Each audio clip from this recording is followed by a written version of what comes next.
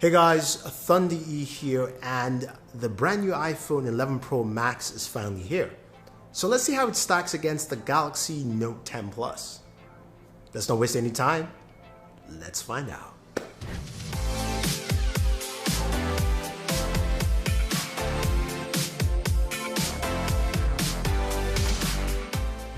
So Apple's iPhone 11 Pro Max is finally here. It's the latest iPhone device. It's now called a Pro because Apple feels like this line is more pro user in mind.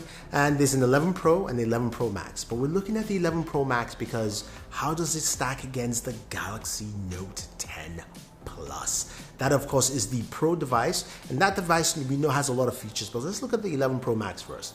It comes in 4 new colors. Well, there's a gold, there's a new space gray, there's a white, and there's that midnight green, which I do like that color. So let me know what you think about the colors, because I'm leaning towards midnight green. Might pick something else.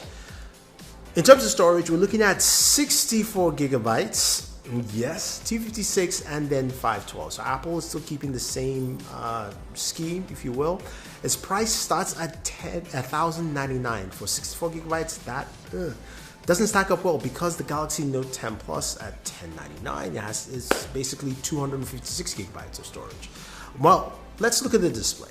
The iPhone 11 Pro Max has a 6.5 inch display. It's called a Super Retina XDR display.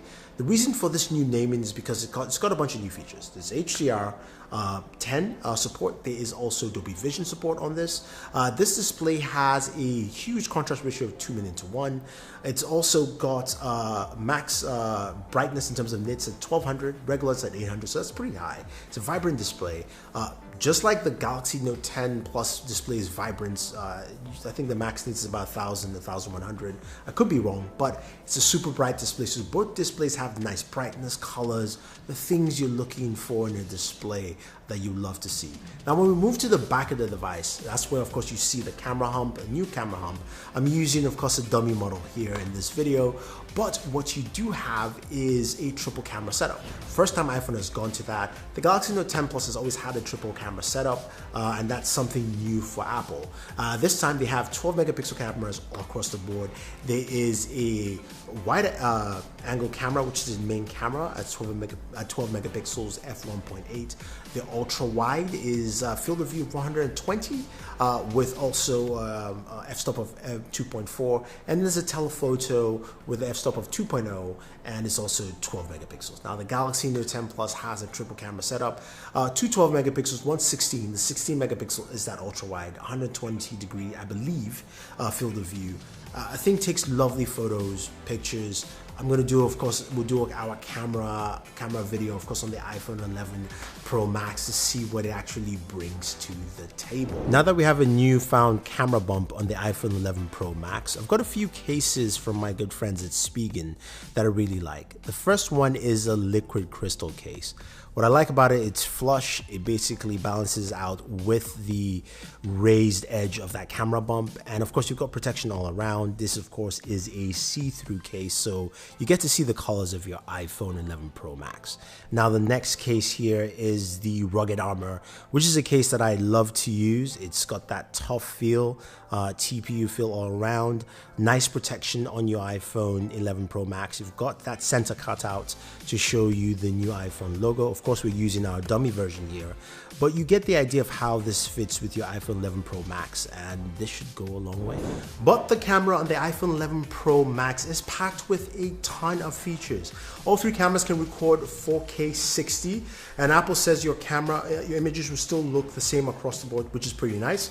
We'll see how that stacks up. It's got a night mode similar to the Galaxy Note 10 Plus, except the Note 10 Plus night mode is something that you can switch to. This is automatic on the iPhone 11 Pro Max. When it gets dark enough, it will switch over to night mode for you.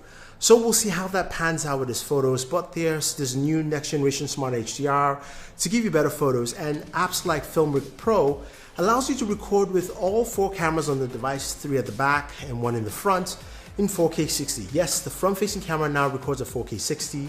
It's also a 12 megapixel camera, And that camera allows you to record slow motion. So get ready for slow-fis. I guess slow motion selfies is what Apple is calling it, slow-fis on Instagram. It's gonna happen because now you can record slow-mo with the front-facing camera. But that's pretty nice. Now there's cinematic stabilization that does 4K, 1080p, 720. We'll see how that stacks up to steady shots or super steady from Samsung. If that's better or worse, we don't know, but we'll see how they all pan out. But it's exciting to see Apple is continuing its camera foundation. There's also easy ways to transition between each camera lens, and it does have zoom-in mic audio, similar to what we have in the Galaxy Note 10 Plus. Now, in terms of audio itself, it does have spatial audio now included, as well as Dolby Atmos, and they are stereo speaker setup, so we're going to see something different from Apple this time in the audio space, so stay tuned for that speaker test. Now, other things to see in this device, it's IP68 rated, so we have that. It's got wireless charging, as you would expect. We no information if this is faster or fast wireless charging, so I take it as it's being the same, while Samsung has fast wireless charging up to 15 watts. So mind you, 15 watts, because Apple's wired charging is 18 watts. And that 18 watts wired charging will be compared to what we find with the Galaxy Note 10 Plus at 25 watts. So check out my charging speed test on the Galaxy Note 10 Plus. You'd be surprised, 68 minutes, pretty fast. We don't no idea what the battery is on the iPhone 11 Pro Max, but we do know that it will have 5 hours more battery life on this new battery size. Let's see what it is. It uses the Lightning ports, so that hasn't changed at all. Now on the Galaxy Note 10 Plus, just a few things to mention. We know it does have a lovely display. That display on the Note 10 Plus is a 2K display. The display on the iPhone 11 Pro Max is not. The display resolution is 2688 by 1242. Again, Apple has funky display measurements, as you all would expect. It's a vibrant display on the Note 10 Plus. It has a triple camera setup powered by the Snapdragon 855 processor. We have up to 12 gigs of RAM, and it starts at 256 gigabytes of storage. It does not do 64 gigabytes, so that's a huge plus. We also do have wireless charging. We have reverse wireless charging, and that wireless charging is fast wireless charging at 15 watts. The charging there is it's a 25 watt charger. You can get a 45 watt on the Galaxy Note 10 Plus, and we have a 4200 milliamp battery. Now, all that being said, the extra feature we do have in the Galaxy Note 10 Plus is the S Pen, and the S Pen has a ton of functionality that we know quite well. We've got the ability to write text, we can draw on our devices. We can also use the S Pen for actions to navigate through the camera, using it in a standing position, or if you're trying to take video and photos from far away or with family and friends, doesn't matter. So you have that built in there, something that's just very unique and interesting. Plus you do have DeX, which is the ability to plug in your Galaxy Note 10 Plus to a display or a laptop and turn it into a full desktop experience. Again, something the iPhone 11 Pro Max just doesn't have.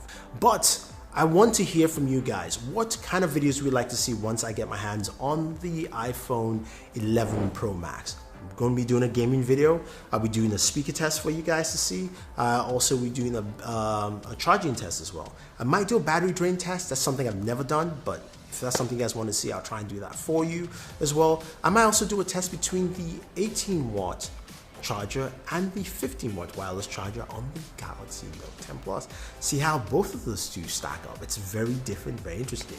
But leave your thoughts down below, and what do you think of this brand new iPhone? Do you like the iPhone 11 Pro? Do you like all the features it brings to the table? Is there anything new, or is it just a catch up from Apple as we usually see on the yearly basis? Leave your thoughts down below. Don't forget to like, share, subscribe, and check out those speaking cases down below if you want to pick them up, because you're going to be needing cases for your iPhone 11 Pro.